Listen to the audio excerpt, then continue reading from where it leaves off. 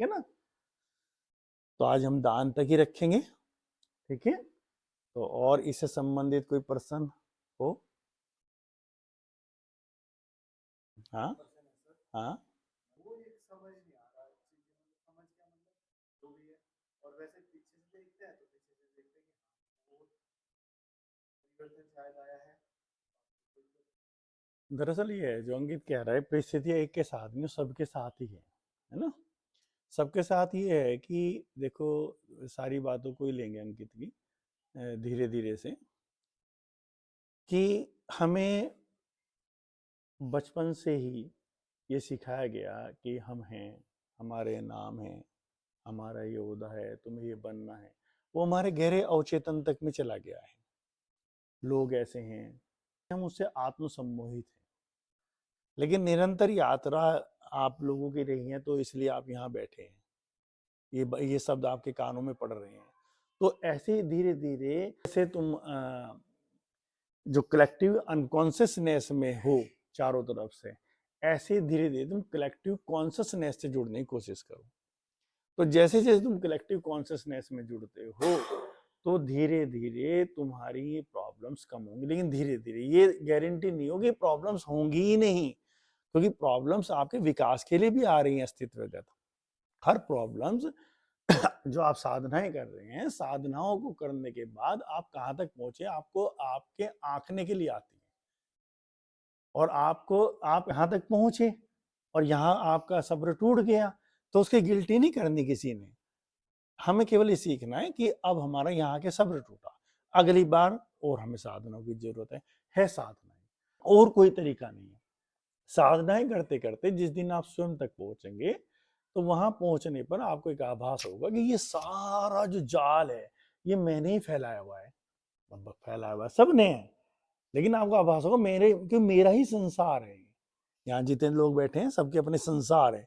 वो संसार कैसे, जो भी बचपन में मैंने देखा, मुझे दिखाया, मैं संसार रचता चला गया, मैं एक संसार रचता चला गया। ये भी जो मैं तुम्हें बता रहा हूँ, ये भी आप एक संसार ही रच रहे हैं, ये भी सत्य नहीं है। पर ये संसार उस संसार को हटाने के लिए बेहतर संसार है ये भी संसार ही। ये कांटा उस कांटे को निकालने के लिए। लेकिन ये अब आप इसी में रच जाओ, तो भी इसमें भी कष्ट आने शुरू हो जाएंगे, स्पिरिचुअल कष्ट आने शुरू हो जाएंगे, आध्यात्मिक। लेकिन है ये भी संसार, लेकिन ये उससे ऊपर का संसार है।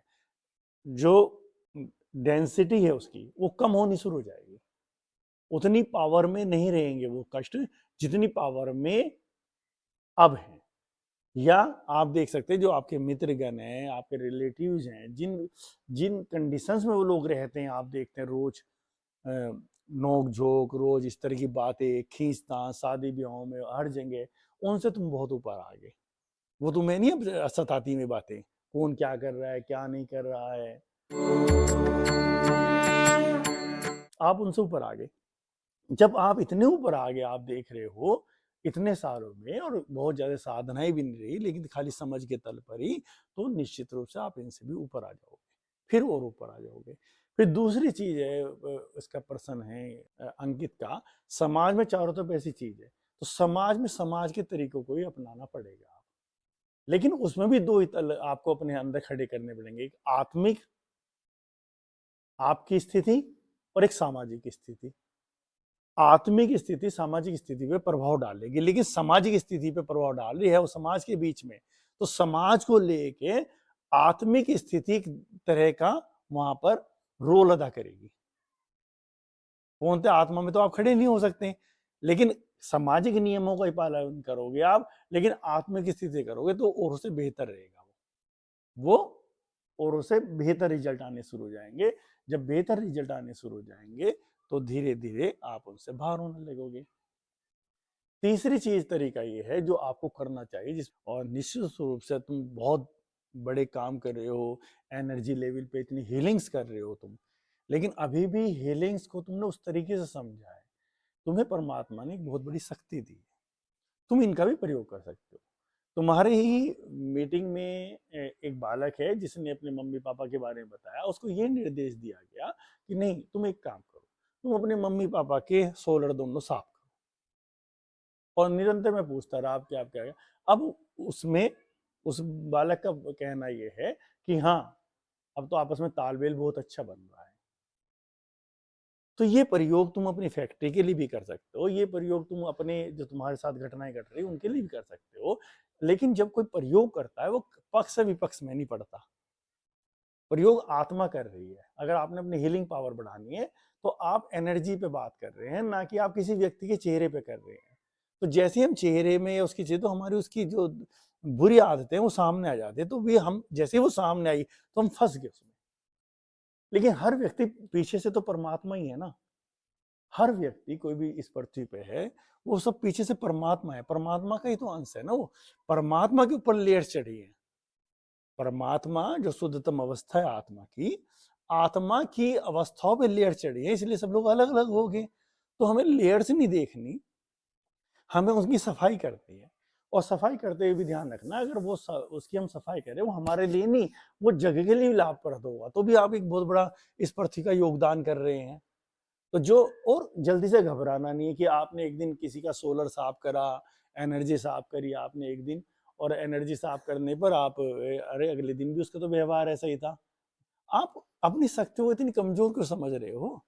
आपके पास बहुत पावरफुल चीजें मिली हैं। प्राणिक हीलिंग आपके जीवन में बहुत बड़ी शक्ति लेकर आया, अगर आप इसका सदुपयोग कर सको, लेकिन दुरुपयोग नहीं, सदुपयोग कर सको। आप करो, आप करो, ये भी एक बहुत बड़ा ध्यान साधन हो जाएगी। आप ये ध्यान साधना करो, अभी आप इस परिस्थितियों में हो, अपने आसपास का जो वातावरण है उन लोगों के सोलर साफ करो,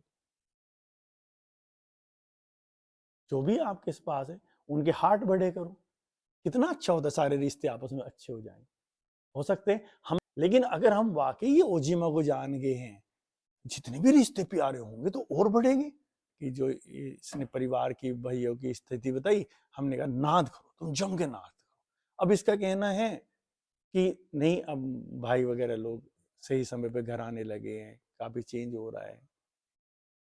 लेकिन कभी चेंज ये बदलेगा भी, तब घबरा मत जाना, तुम्हारी शक्तियों में कमी थी, तुम जम के नाद करो। योगियों ने तुम्हें इतनी बड़ी बड़ी शक्तियां दी है, जम के घरों के अंदर नाद करो, जम के नाद करो।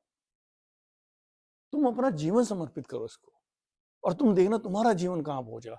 अन्यथा तुम ये सारी चीजें कर दो जो दुनिया कर रही है, तुम पे मकान भी होंगे, कारें भी होंगे, केवल तुम दूसरों को दिखाते ही रह जाओगे। आज मैंने कार ले ली और किसी ने अनदेखा करा, फिर उसके तुम चोट हो गई, तुमसे बड़ी किसी ने ले ली तो तुम परेशान हो गए।